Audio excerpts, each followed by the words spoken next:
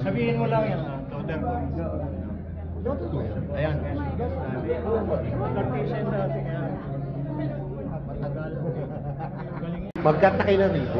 Ako hindi ko rin alam kasi may konting ano, siyempre, pasasalamatan. Bla bla bla. Wala na, ano lang, pagkanda. Yung dati, hindi na. Okay naman kami, di ba? Nung panahon na medyo wala na. Tinulungan ako.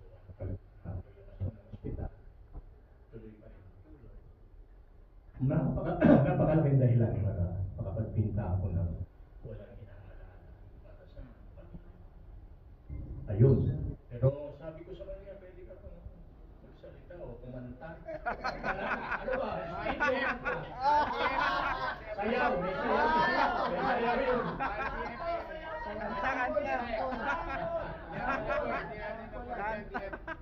Ang pinakamamahal namin, Batang Quiapo.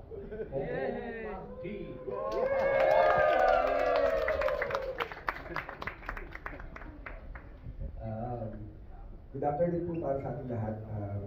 Malaking karangalan po para sa akin na makapunta dito sa unang-unang exhibit ni Tito Penny. Alam niyo po kasi si Tito Penny, kami, lahat lalo na sa henerasyon po namin, kami mga kabataan, isa po si Tito Penny sa mga hinahangaan namin bilang artista. Napakalaki po ng kontribusyon niya sa aming industriya, sa sining, sa pag-arte, sa entablado, sa pelikula, sa telebisyon. Napakasarap na maging parte ng kanyang buhay bilang kaibigan at bilang kasama sa Batang Quiapo at sa maraming mga teleserye at pelikula kong nagawa. Ipapasalamat ako dahil sa Bumibina family, halos lahat sila lagi ko kasama sa mga proyekto ko dahil gusto kong malaman nila na napaka-espesyal po nila sa akin. Hindi lang po kay Tito Pek, pati kay Ping, kasi nung nagsisimula po ako doon sa telebisyon at sa mga indie films, kami lagi magkasama. Share ko lang na doon dumating yung time ng pandemic, di ba, halos lahat walang trabaho. Tapos na-inspire ako kay Gating kasi nakita ko siya na nag-post sa IG na nagbibenta siya ng sausage. Kasi gano'n talaga, wala. Alam niya naman, sabi ko nga ako sa trabaho natin na to, sa trabaho po namin bilang artista, hindi ko tinitignan na sarili ko o ang bawat trabaho ko na artista. Ang pagtingin ko, trabaho, hanap buhay. At kaya kung ano man yung pinagdadaanan ng bawat isa sa amin, kung mapapansin po ninyo, bakit tinatanong lagi sa akin na, bakit gusto mong binubuhay yung mga veteran actors? Yung mga taong, yung mga taong matagal nang hindi nakikita. Kasi, tayo ko po sinasabi, na ako'y isang tagahanga. Nung bata pa lang po ako, nagulat na ako sa panonood ng mga pelikula dahil ang lola ko sobrang #1 fan ni FPJ at Inora Munoz. Kaya lahat po ng mga pelikula nila napapanood ko. Kahit gusto ko manood ng cartoons, wala akong choice hindi manood ng mga pelikula ng mga veteran actors sa mga magagandang pelikula ng golden days ng movie industry.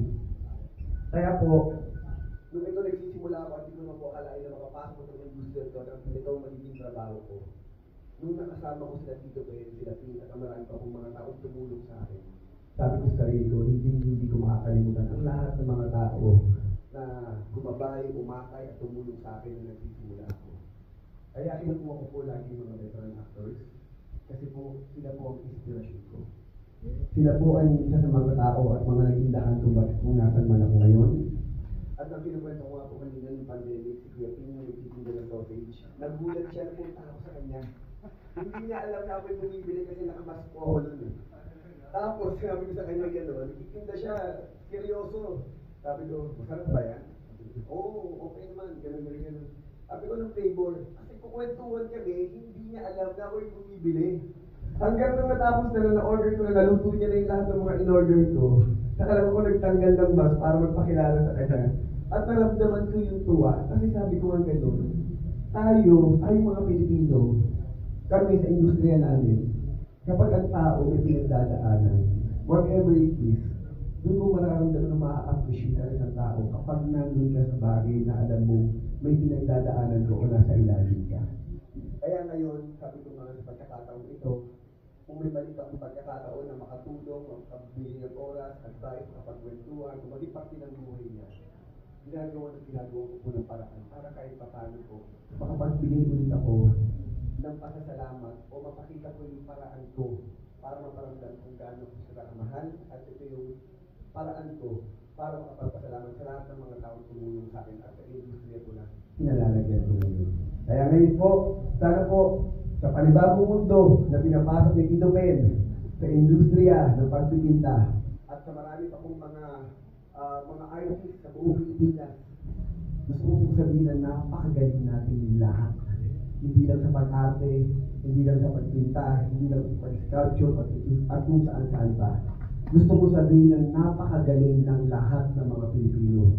At sana po, matulungan tayo ng ating gobyerno na masuportahan ang lahat ng mga artists sa buong Pilipinas. Maraming salamat.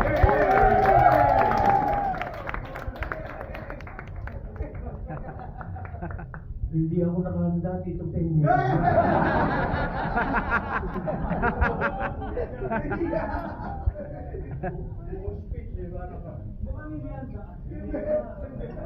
Maraming salamat. So,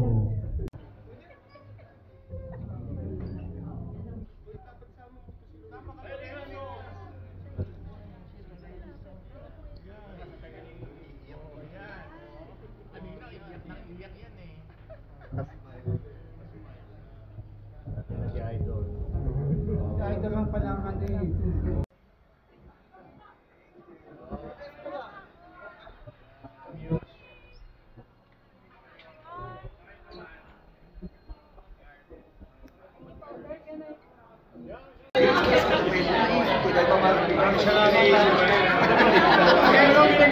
Hindi, nag-ano pa ako ng tamang bueno eh.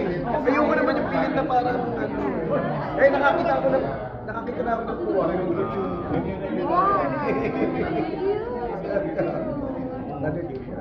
Pero hindi ka raw nanalo sa election. Ay, kanina. Di malaki ang gastos nito mga nakapaligid sa akin. Ano ka nang sabi? Happy birthday to you. Happy birthday to you. Happy birthday, happy birthday. Happy birthday to you.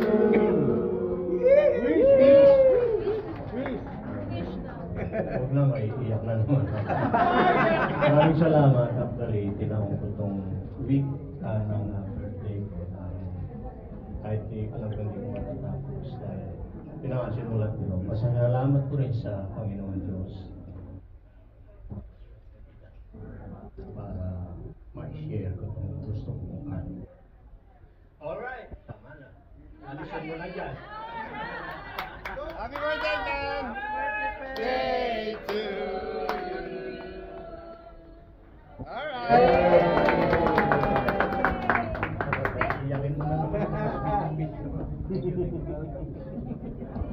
Lahat ng Ayan. lahat ng ginawa Okay, kain po tayo ulit.